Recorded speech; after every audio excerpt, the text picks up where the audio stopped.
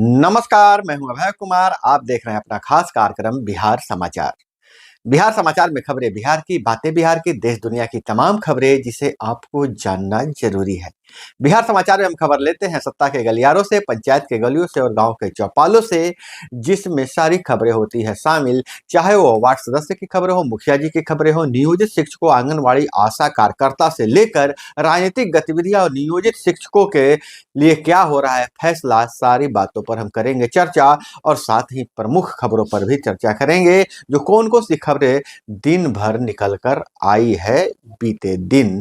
तो हम खबरों में जाने से पहले आप लोगों से गुजारिश करते हैं कि आप लोग मोबाइल का वॉल्यूम बढ़ा दीजिए और सुनिए आज की पहले ताजा खबरें।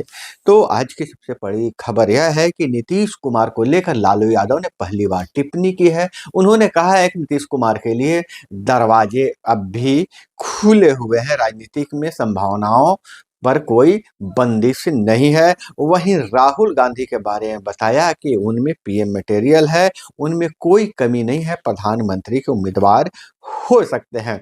वहीं नियोजित शिक्षकों की अगर बात करें तो नियोजित शिक्षकों को लेकर दिन भर मंथन होते रहा। जो सूत्रों से जानकारी मिली है कि सम्राट चौधरी उप मुख्यमंत्री, दोनों उप मुख्यमंत्री और विजय कुमार सिन्हा इस मुद्दे को लेकर मुख्यमंत्री से वार्ता किया है, मुख्यमंत्री से मुलाकातें की हैं। बहुत बड़ी उम्मीद है शिक्षकों को राहत मिल सकती है। नियोजित शिक्षकों को सक्षमता परीक्षा से लेकर स्थानांतरण और जो अन्य मांगे हैं उसे लेकर बहुत बड़ी राहत पहुंचाई जा सकती है। मुख्यमंत्री ने गंभीरता पूर्वक शिक्षकों की समस्याओं को सुना है और जैसी खबरें निकल कर आ रही है कि जल्द ही 1-2 दिनों में घोषणा हो जाएगी कि मुख्यमंत्री ने नियोजित शिक्षकों के लिए बहुत राहत भरा संदेश दिया है। खास करके नियोजित शिक्षकों की जो मांग है स्थानांतरण को लेकर, जो 3 जिले का चयन का बात किया गया है, मेरिट लिस्ट की बात की गई है, उससे मुक्ति मिल सकती है। और दूसरी बात यह है कि सक्षमता परीक्षा ऑफलाइन और जो मामूली परीक्षा की बात की जा रही थी वैसे ली जा सकती है। फिलहाल अभी भविष्य के गर्त में है, कोई ऑफिशियल स्टेटमेंट नहीं आया है, लेकिन सूत्रों के हवाले से यह खबर सुबह से ही मीडिया में तैर रही है। और जब इस पर मुहर तब लग गई जब सचिवालय से कर्मियों ने नाम नहीं बताने के शर्त पर ऐसी बातें बताई हैं। और तो इधर तेजस्वी यादव राहुल गांधी के ड्राइवर बने। पहले उन्होंने गले मिला, हाथ मिलाया, गले मिला और उनकी जीप चलाई। और बेगूसराय से बड़ी खबर आ रही है, पुलिस ने हेलमेट नहीं पहनने पर एक मजदूर की आंखें फोड़ दी। और तेजस्वी यादव ने नीतीश को थका हुआ मुख्यमंत्री बताते हुए कहा कि हमने थके हुए मुख्यमंत्री से 5 लाख नौकरियां, सरकारी नौकरी का काम करवाया है।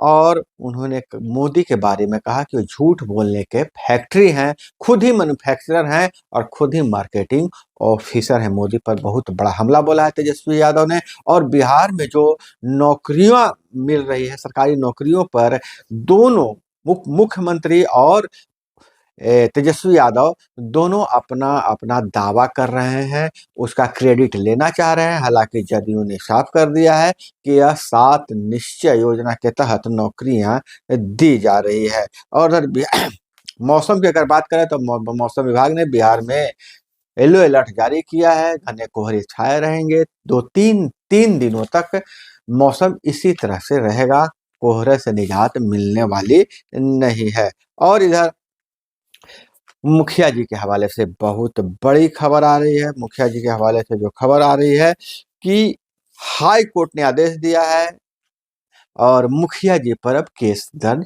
होगा। जी हाँ, मामला यह है कि मुखिया ने रिश्तेदारों को जॉब कार्ड दिया था जिसकी जांच हो गई।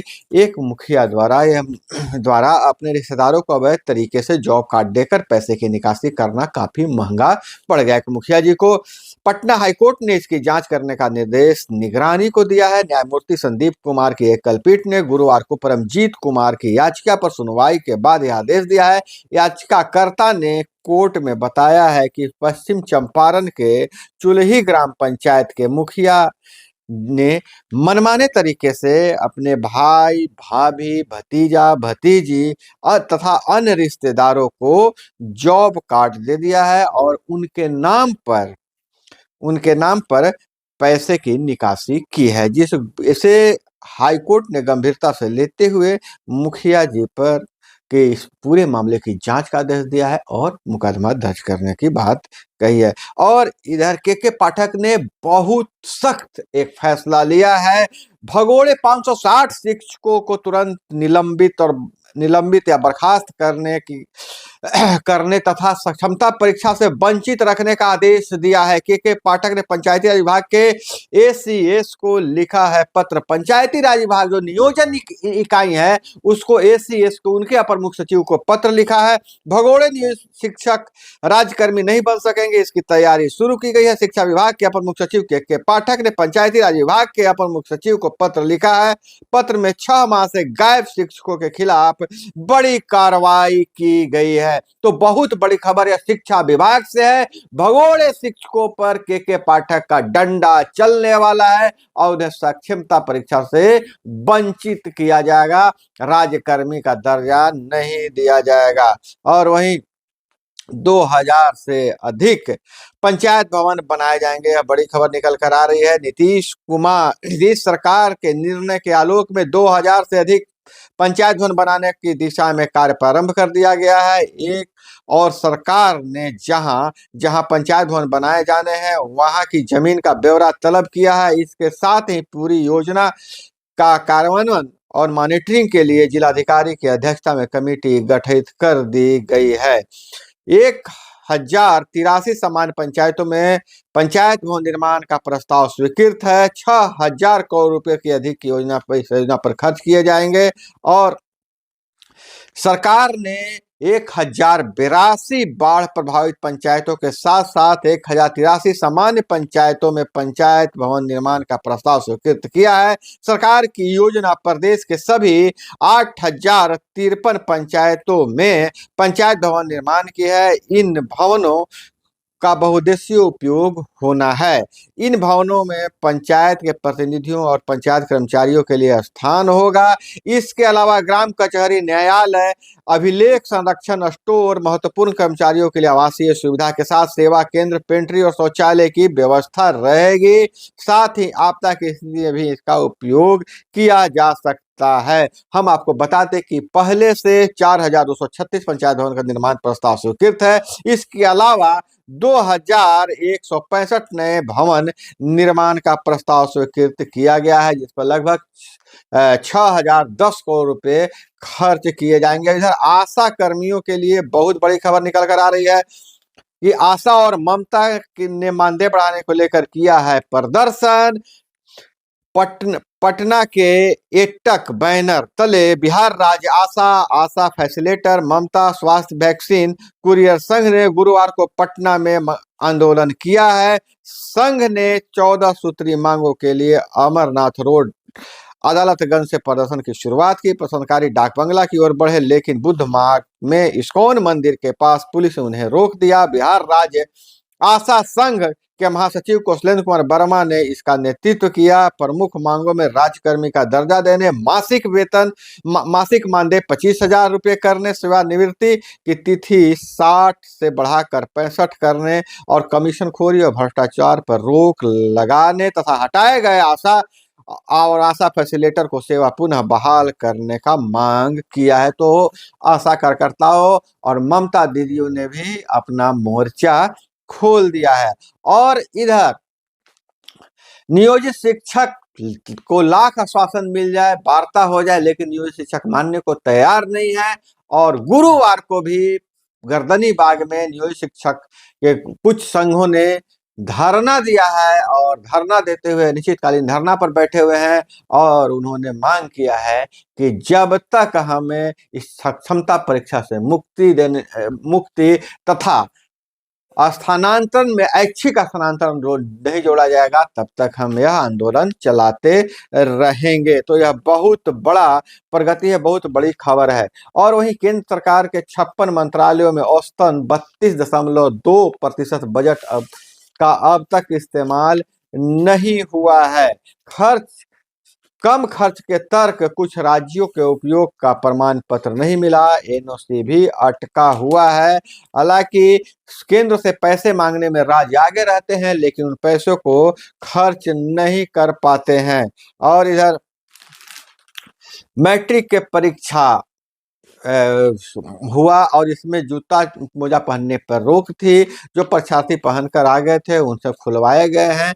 हम ये 16,94,000 परीक्षार्थियों में 8,072 छात्राओं और 8,22 छात्र परीक्षा में बैठे और छात्रों ने कहा कि आज का सवाल बहुत ही अच्छा था, अच्छे मार्क्स आएंगे। और भाजपा को एक अतिरिक्त सांसद का फायदा, जदयू को एक का नुकसान। राज्यसभा चुनाव, राजद के 2 और कांग्रेस के 1 सांसद, यानी न घाटा न ही फायदा। तो यह पूरा गणित था। सभी 6 राज्यसभा के 6 सीटों के लिए नामांकन कर दिया गया है। अब उनका चुना जाना भी अवश्य हो गया, मतलब चुना जाना तय है। पहले ही समझिए कि वो रिजल्ट आउट है। और इधर पटना सिटी से अगमकुआं थाना क्षेत्र से खबर आ रहा है। दांत बिघा की घटना है। किशोर की हत्या कर 100 नाला में फेंका, 1 आरोपी गिरफ्तार। हत्या के कारणों का खुलासा नहीं हो पाया है। और अजूबा एक खबर है, अनूठी शादी की खबर है। मनिहारी प्रखंड के कुतुबपुर सीज स्थित रामनवमी स्थान में अनोखा विवाह हुआ है। विवाहोपरांत भोज भी हुआ है। यह कटिहार से खबर है, मनिहारी कटिहार से। तो क्या आप ऐसा सोच सकते हैं कि 2 पेड़ों को भी, 2 वृक्ष के बीच में शादी हो सकती है? तो हाँ, बरगद और पीपल की शादी कराई गई है। बेटी और दामाद की तरह रक्षा करेंगे जो समधी बने, मतलब जो अपने पुत्र और पुत्री माने हैं, वो उसकी रक्षा करेंगे। यह मामला है मनिहारी प्रखंड स्थित कुतुबपुर सीज रामनवमी स्थान में एक ही साथ स्थित बरगद और पीपल के आपस में ग्रामीणों ने विधिवत विवाह कराया है। वर वधु पक्ष से सैकड़ों ग्रामीण और महिलाएं पहुंचे हैं। मंडप में पुरोहित दिलीप शास्त्री ने वैदिक मंत्रोच्चारण के साथ विवाह संपन्न कराया है। यह पौराणिक मान्यता से हुआ है विवाह। पुरोहित दिलीप कुमार शास्त्री ने बताया कि मान्यता है कि अब बरगद और पीपल एक ही स्थान पर अवस्थित होता है, तो एक समय बाद दोनों के बीच वैदिक रीति रिवाज से विवाह कराया जाता है। बरगद को वर माना जाता है और पीपल को बधू माना जाता है। और इस परंपरा यह भी है कि जब तक दोनों के बीच में शादी के बंधन में नहीं बन जाते हैं, तब तक पीपल में कोई सिंदूर नहीं लगाता है। अब शादी हो गई है तो महिलाएं सिंदूर लगाएंगे। पेड़ों को सुरक्षित रखने की यह परंपरा है। पर्यावरणविद डॉक्टर टी.एन. तारक का कहना है कि पेड़ों की सुरक्षित रखने एवं भरपूर मात्रा में ऑक्सीजन देने की वजह से ही बरगद एवं पीपल के बीच विवाह की परंपरा रही होगी। पीपल 24 घंटे ऑक्सीजन देती है और वट वृक्ष का विस्तार अधिक होता है। तो इस अनूठी शादी के साथ और इस खबर के साथ मैं आपसे विदा लेना चाहता हूं। आज का दिन आपका बहुत शुभ हो। मिलते हैं अगले वीडियो में। जय हिंद, वंदे मातरम।